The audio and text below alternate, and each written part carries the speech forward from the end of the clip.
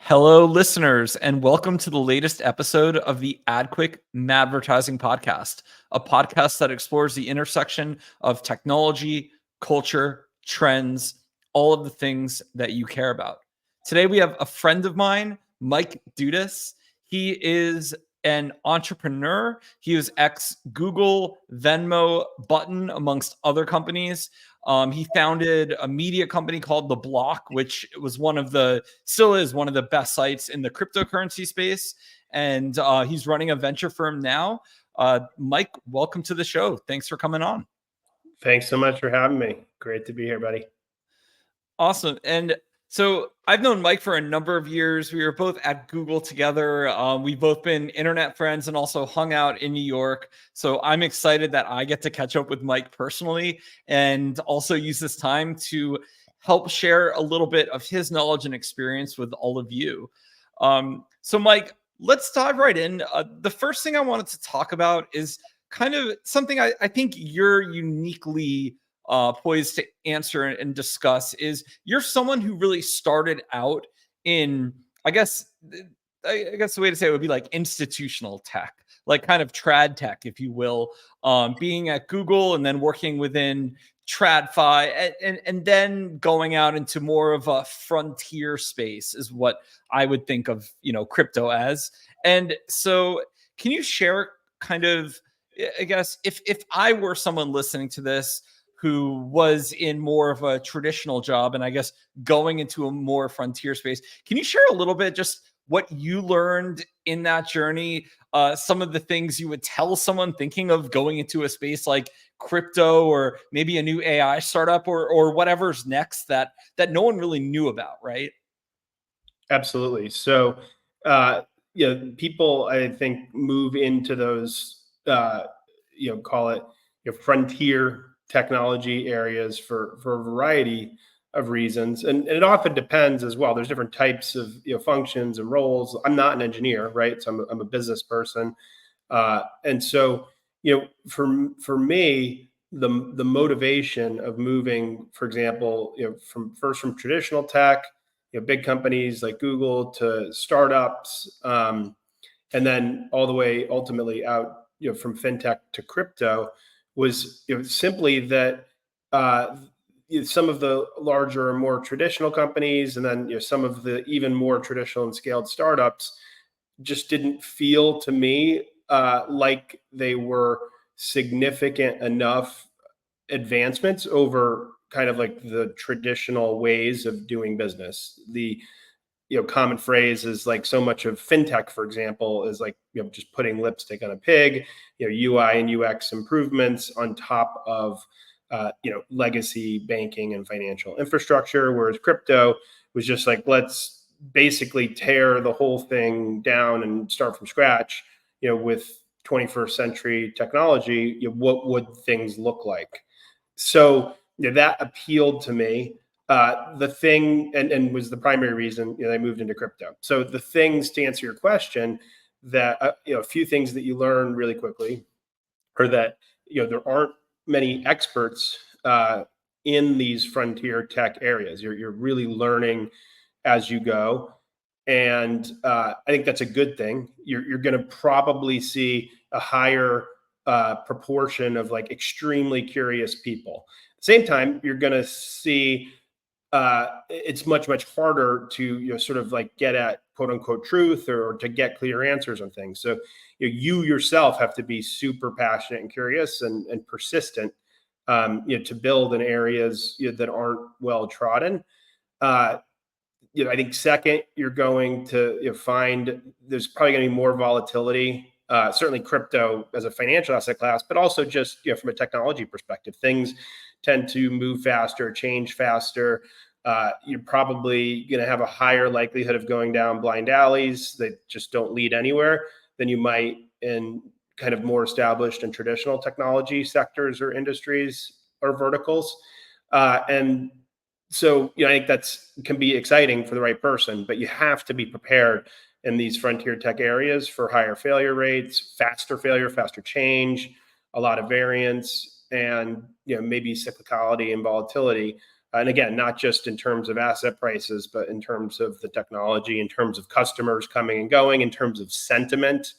And sentiment is another key one. So it's almost like a second thing, which is, many of these frontier tech areas, like, AI, which you mentioned, and call it things like space tech and, crypto, military tech, for example, defense tech, which is a big, increasing area of investment.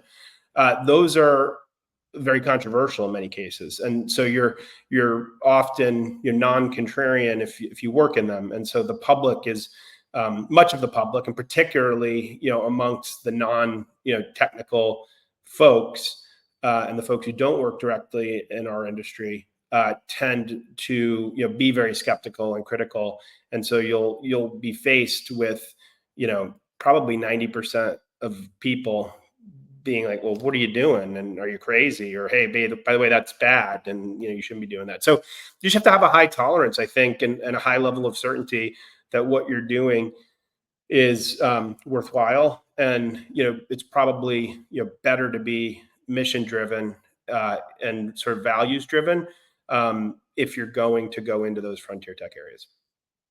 I love that. And so, Mike, you built, I would say, one of the actually trustworthy crypto publications during, I guess you started in like one of the first bull run called The Block. And there were a lot of, like, I was interested in the space as, just a tech nerd. And I would always read your site, and the quality of the reporting was very high versus there's some crypto trades that are just complete rags, right? Like they don't actually do real reporting. So that stood out to me because I feel like you were one of the, you're one of, well, everyone's sort of net bearish media. You built a really cool startup with really good people. And I know a lot of listeners here, might want to build a media company one day if they're not already working on the media side. Can you share some of your learnings for, starting that company? And I know, I don't know how involved you still are with that, but because I think you present a really good case study for maybe someone, even without a ton of funding. I don't think you had hundreds of millions for The Block. How you sort of got traction and started, I think would be interesting for our listeners. Absolutely. So I would say the first thing is it's easier to start kind of like a new media and kind of research brand in industry that's emerging, and one where you are kind of like native to that industry. So the first thing I did, actually, I did a couple things wrong. So one, at the outset, I did try to hire two like really experienced traditional, like call it editor-in-chiefs, who weren't really big like crypto believers or crypto native, and ended up firing both of those folks almost immediately after hiring them. And that was tough on sort of morale and consistency. So the first unlock was just like, hey, you have to basically bring people in who are really native and experts in the field. So, and I'd never run any sort of media business before, other than my own Twitter, which got me in trouble at Google more than it should have at the time. But basically, so bring in people smarter than you, and then let them like run their functions. So we had a guy named Larry Cermak, who was a young researcher, one of the best in the world in crypto, still is. He's now the CEO of The Block. Many years later, I'm not involved at all and haven't been since 2021. And then a guy named Frank Chaparro, who was at Business Insider at the time. He was covering crypto, covering it really well. So basically, the key learning there was experience. Both those guys were under 25 years old. Experience mattered much, much less than your capabilities and demonstrated output. And most of the team ended up being, those folks just starting out their careers, scrappy, hungry. And what we learned at The Block, both me while I was running it as CEO, and then the person who ultimately purchased it and became CEO after me, both learned that when you try and hire really, really experienced folks who are non-native to an industry and perhaps don't even like it or aren't sympathetic to it, it's going to be really difficult to get the sourcing, to get access to folks, and to do really good work. And so, we were fortunate, I think, to gain the trust of the industry, which then let us report, I believe, as objectively as anybody could in crypto. And we still, managed to offend nearly everybody by what we believe, reporting the truth, because it's such a tribal, intense, antagonistic space. But we did as best we could. Stayed true to our guns, and I didn't get involved in editorial, and we ended up growing, and then obviously through cycles, through bull and bear cycles. And so definitely proud of the brand that we built. The tough thing about media and research businesses is they're just, in general, they're not very good businesses relative to the other things you can be doing, particularly if you're in an area like crypto, where it's effectively a money business, and flow of money and flow of value.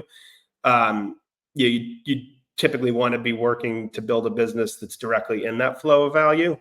And so what was interesting is what you've seen in crypto is that ultimately, most of the media and research publications tend to long-term fall and be affiliated with some big financial entity whose business model is something else, like trading or something that's financial.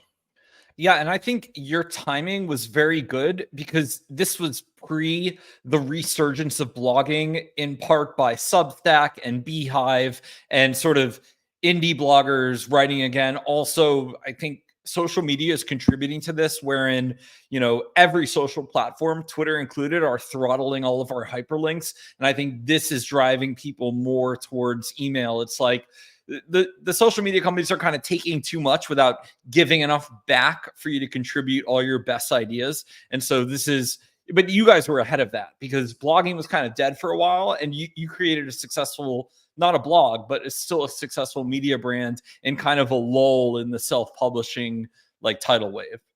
I would say that's exactly right. And what it's turned out is, again, these are good businesses that can be cash flowing businesses, but they have to be right sized. You're not building you're not building many media vertical unicorns, right? In specific industries.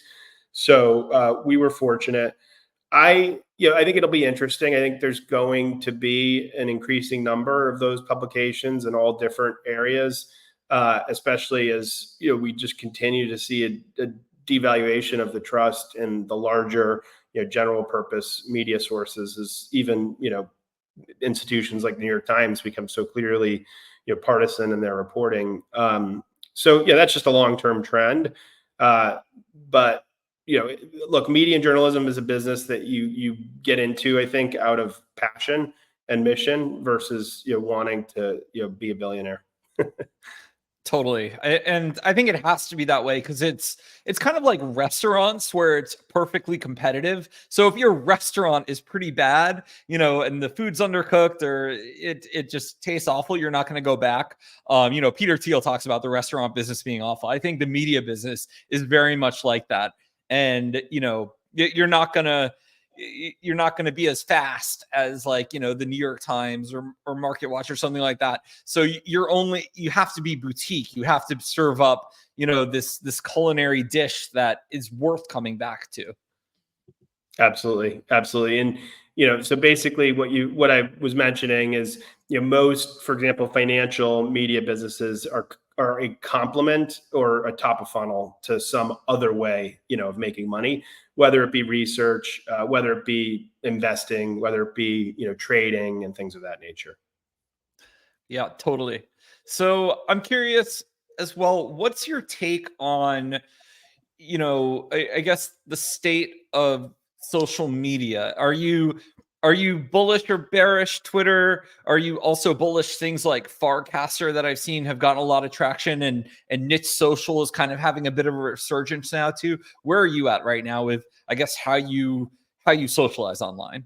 Yeah. So I have, I'm as aggressive a Twitter power user as I was a decade ago. So for me, it's been extremely valuable, and I do a significant job of curating my feed, and I just kind of mute or block, and certainly get muted and blocked for sure as well by people I don't want to converse with. So I have a nice I'm enjoying Twitter. I kind of mute Elon Musk, so I don't really have to kind of see his thing. I just kind of like focus on the things that are relevant to me, and I use it primarily for professional reasons, and then the occasional fun sports or lifestyle thing. But it's primarily professional. It works for me, and I get a lot of inbound. As a venture capital investor in crypto. By putting my thoughts out there, some controversial, some not, but by having a personality and engaging with people. So, I enjoy that. It's pretty much the only large public social network I use. I use Instagram on private and Facebook in a very limited way. And I don't really use TikTok or any of those other ones. I've never got into Snap. What I use a lot of, and a lot of folks, in my industry and friend groups use, and I'm kind of a boomer. I'm in my mid 40s, so pre-boomer. But I use the sort of semi-public social media quite a bit, right? So I am in Telegram nonstop. Much more than Twitter. My professional life runs on like Telegram, Signal, and WhatsApp, but primarily Telegram because it's very crypto. It's embedded in the crypto industry. So I use those, more than ever. And it's a really great way to filter information. So it tends to be where people share links or articles or things that I should pay attention to. And I tend to do the same. So, I'm pretty fortunate. I don't really have a loyalty to publications. I don't, wake up and turn on NBC News. I don't, really go check, like I said, the New York Times. Like I'll casually check Bloomberg. They're pretty good, on the Wall Street Journal, maybe once a day or twice a day, just to see what, what are the major headlines. But I tend to get my information through my social group.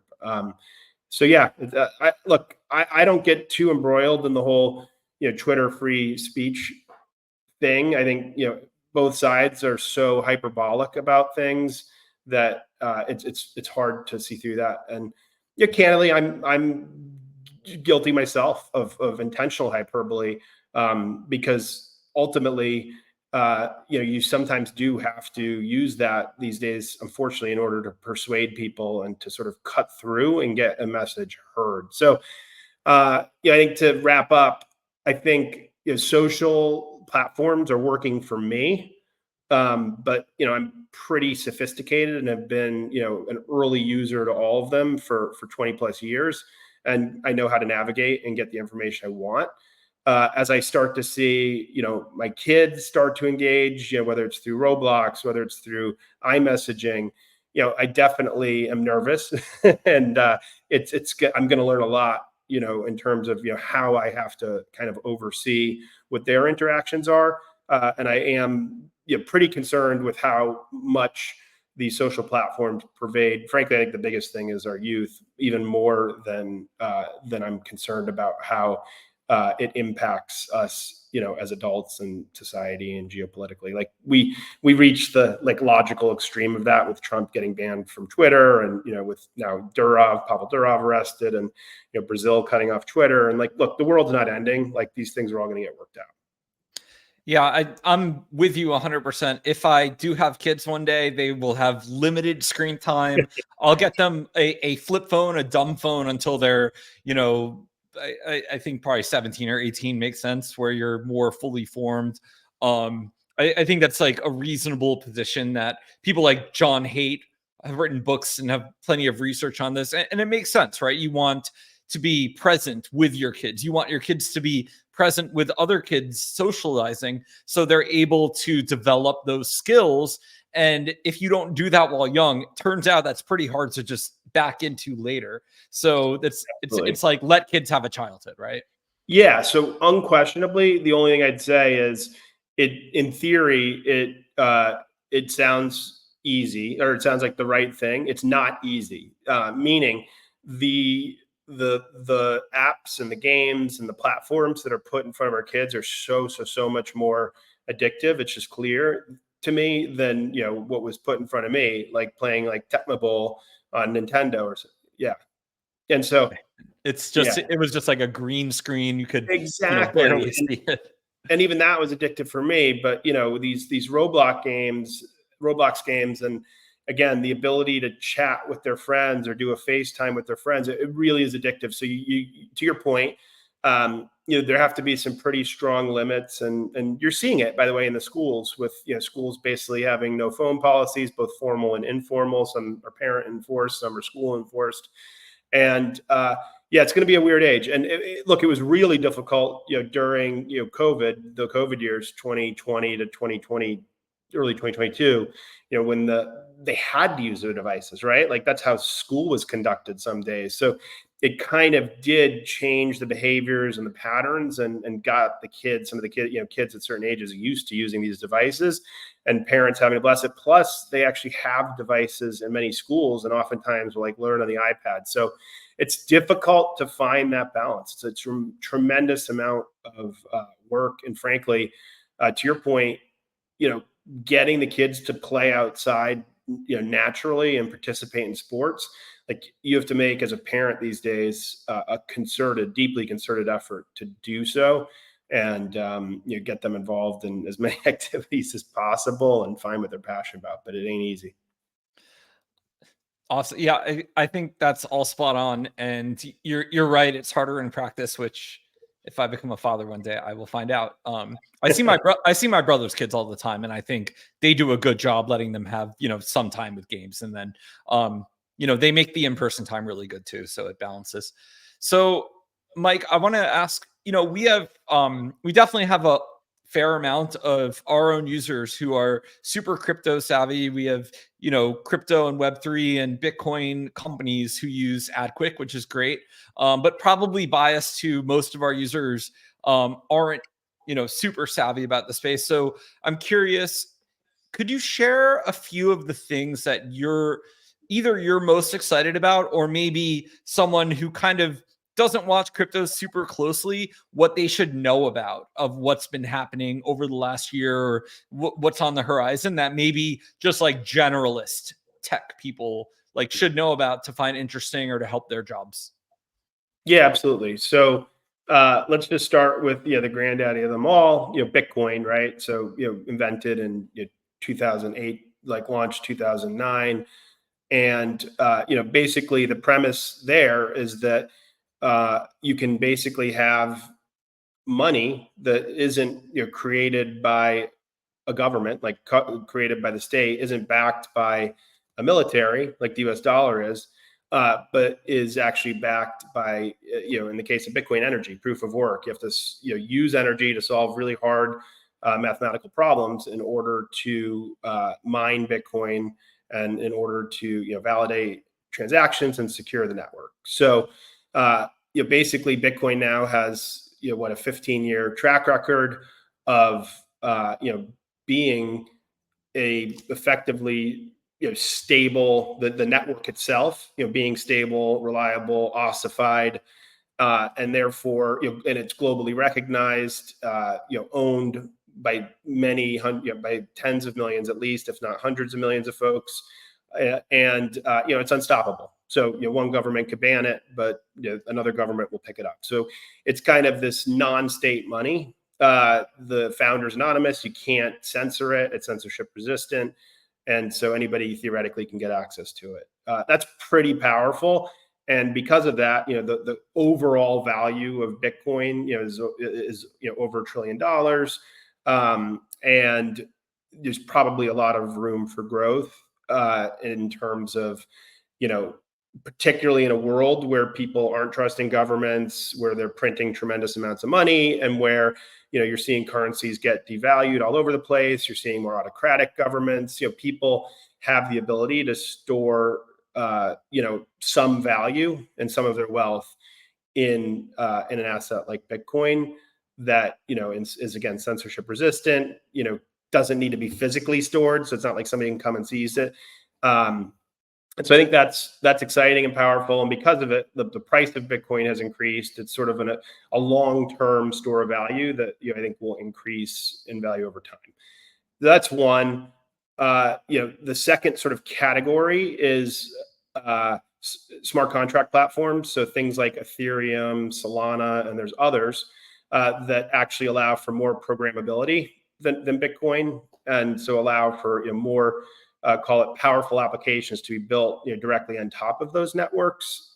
Examples of that could be what are called like decentralized exchanges. So permissionless exchanges where one of them is called Uniswap, where I can exchange token X for token Y. And those tokens, by the way, can be both pure cryptocurrencies, or, and this is sort of a third innovation, or they could be fiat-backed currencies. So there's a class of coins called stablecoins that can be backed by U.S. dollars, backed by the euro, or backed by other government currencies, but they run on these public blockchains, on Ethereum, on Solana, and on other blockchains. And again, those some are regulated, and they actually can be frozen and censored, but there are permissionless stable coins as well. Things like MakerDAO, and there's a bunch of others. So those are really exciting and increasing in adoption across pretty much any metric that you measure. The amount in circulation, the number of transactions, etc. And we've had about, I think, about a decade, let's say now, of these fiat-backed coins, and people are starting to trust them, and they're being used more and more in a bunch of different countries. So that to me is an exciting development.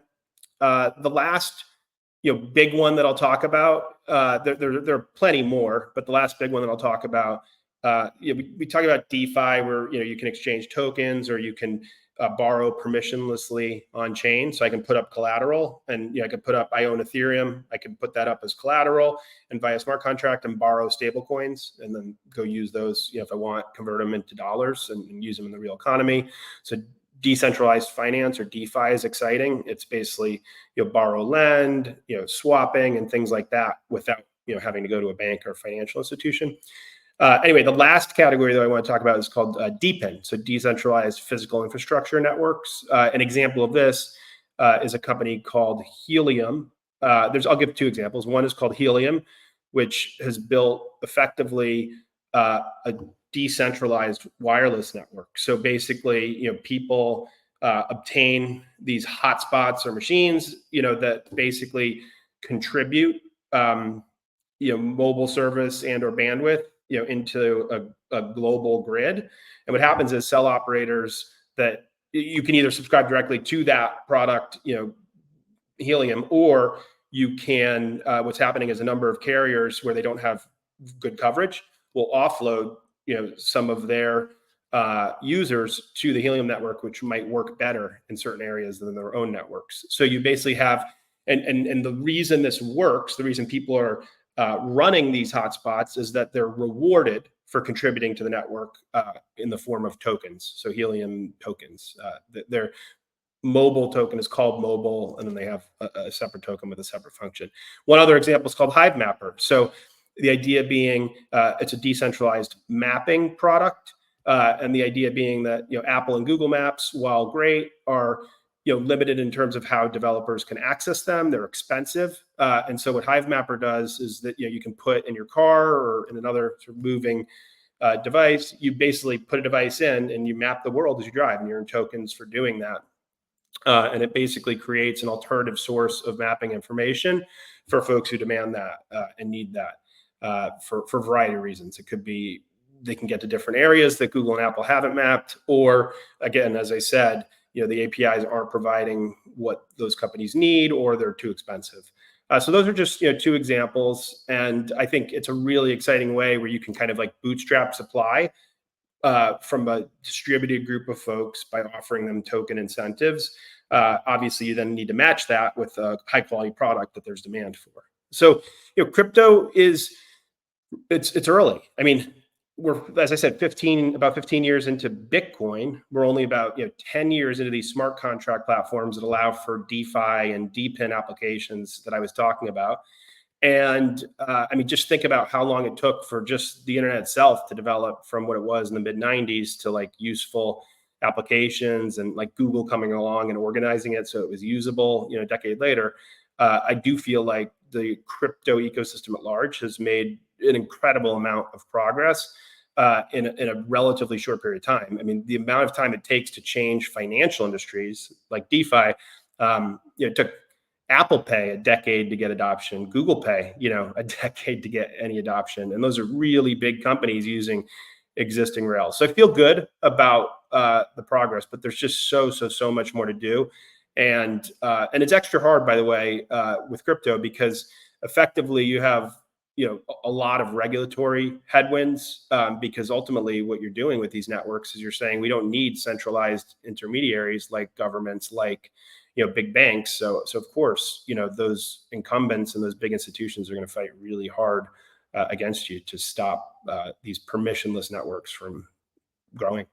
Yeah, and I briefly worked at a TradFi startup during the pandemic, and that heavily radicalized me to be pro a lot of what was happening in DeFi, because they were just overbearing in like unnecessarily obnoxious ways, like having to put every tweet and blog post from everyone at the company through like a regulatory guy. And even like anodyne updates were changed for no reason. And it was all I found it all very strange, enough so that I wouldn't want to go work for finance marketing anymore, because they were basically like, in a lot of cases, they were changing stuff just to like put their finger on it. Like nothing was, from my perspective as a marketer, even changed. Like they were just being kind of, I guess, a little patriarchal would be a word to use. But yeah, I have empathy for the people who throw their hands up at TradFi and like, look, these guys are just they're making it too hard to innovate, right?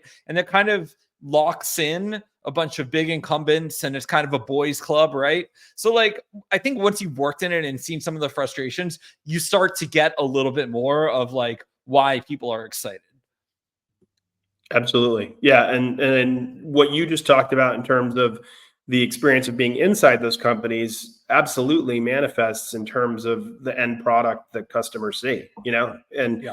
what that means is, like, for example, your checking account, while the bank is making, 4% on your funds sitting there, they're not paying you anywhere near that. Right. And so they're just giving ultimately bad products while they're making, record profits. It's definitely exciting to be part of a movement to change that, not to replace those institutions, but to give folks an alternative that forces those institutions to compete. Yeah, I think it's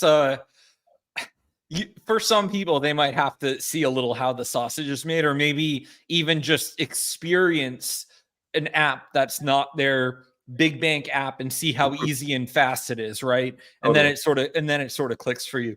I feel like, like a lot of the marketing around it should just focus on that, instead of necessarily like I think the get rich quick stuff has kind of run its course anyway. And now like the usability stuff will probably come, forward. And I guess worst case scenario is a lot of crypto would force TradFi to be better, because they wouldn't really have an option but to modernize, right? Yep, absolutely. So I'm going to send you some money privately using an app called Payy, that we invested in.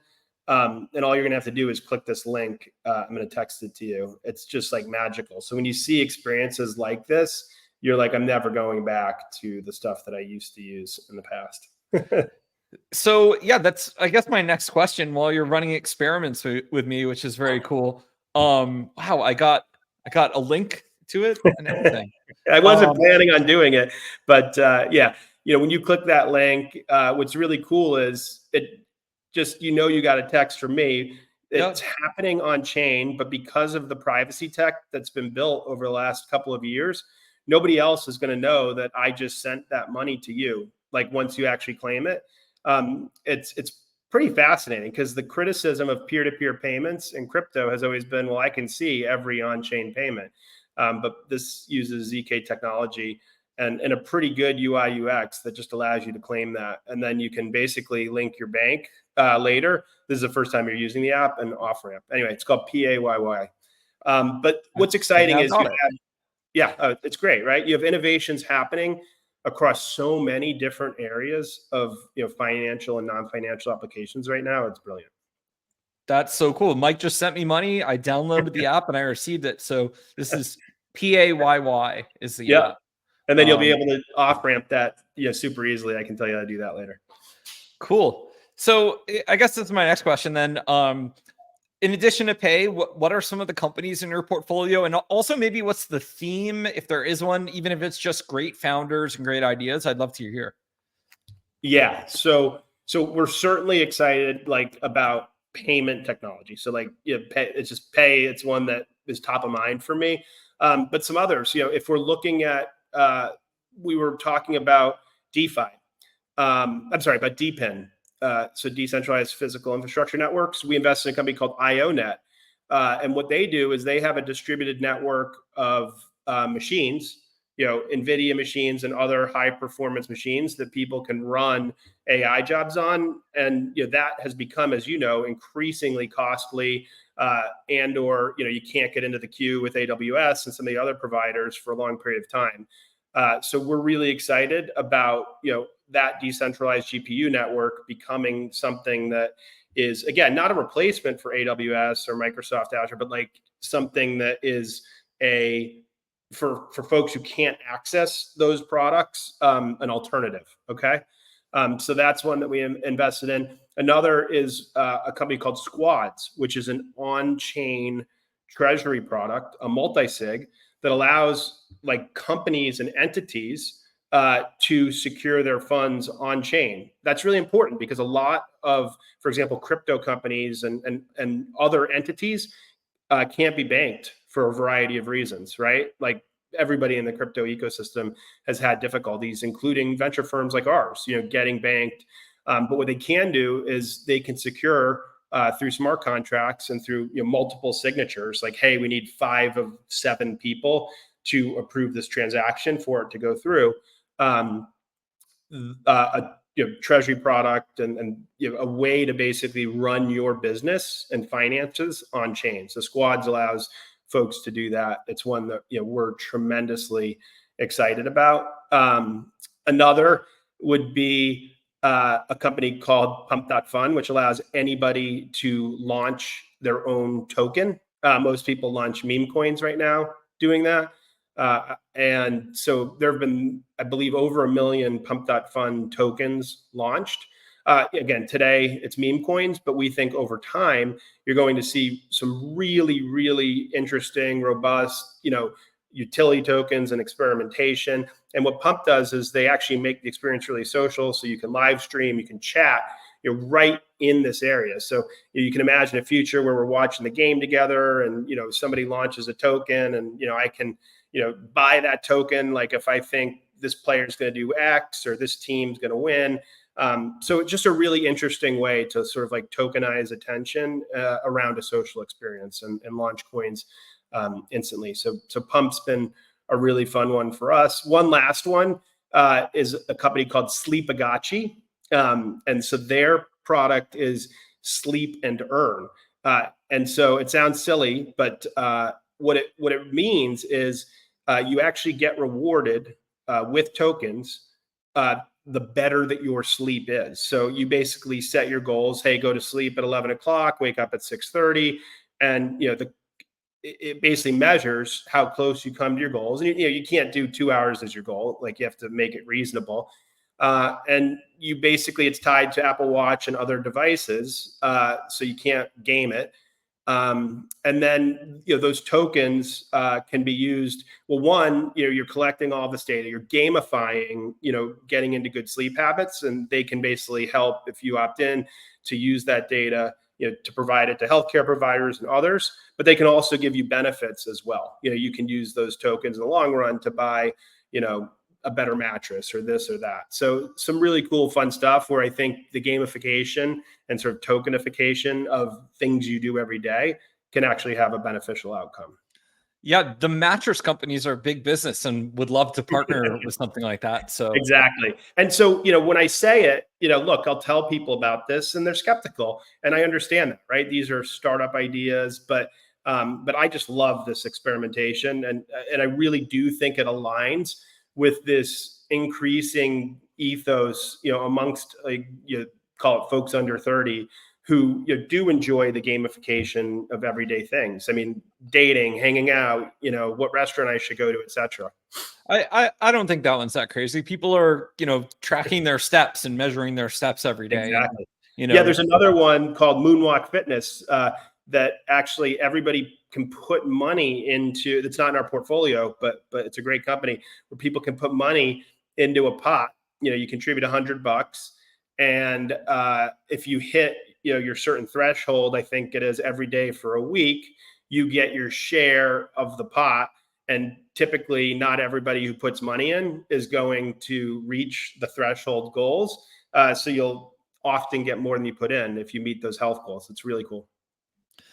So we don't have too much time left, but I want to ask one final question, because you have sat on the side of the table of a large company. You've been at startups, you've run a media company, you're now a venture capitalist.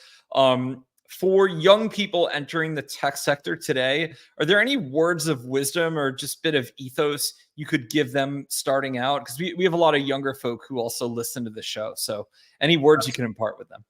Absolutely. So, I think crypto is on the leading edge of how I do think, companies and communities and products will be built in the future.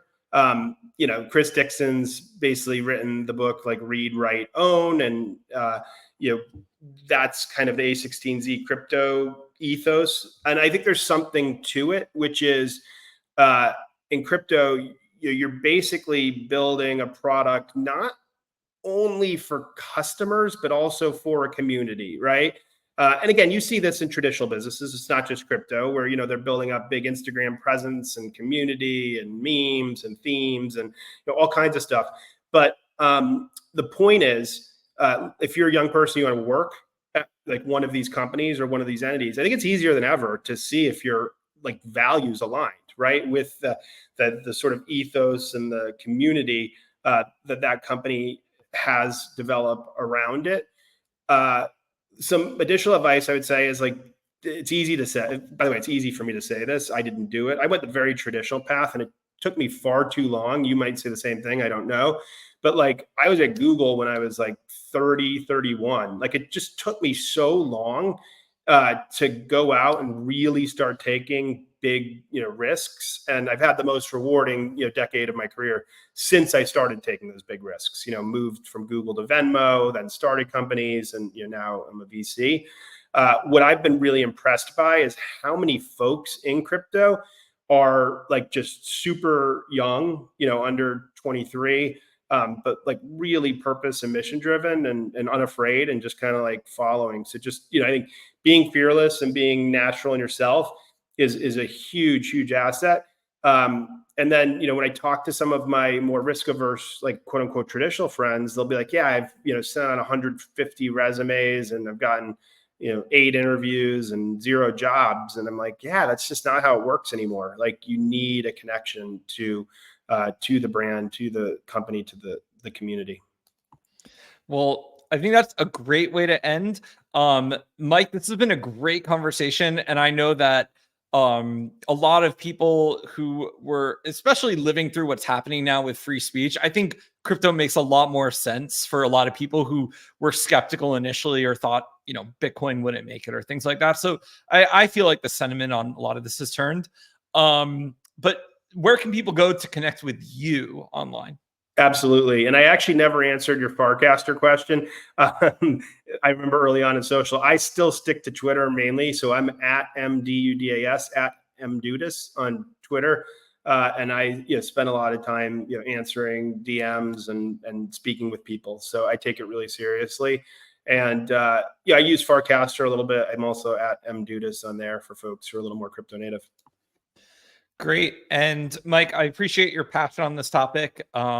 And for listeners, if you are watching on YouTube, still doing the YouTuber thing, please like, comment, and subscribe. We will see you next week for another episode.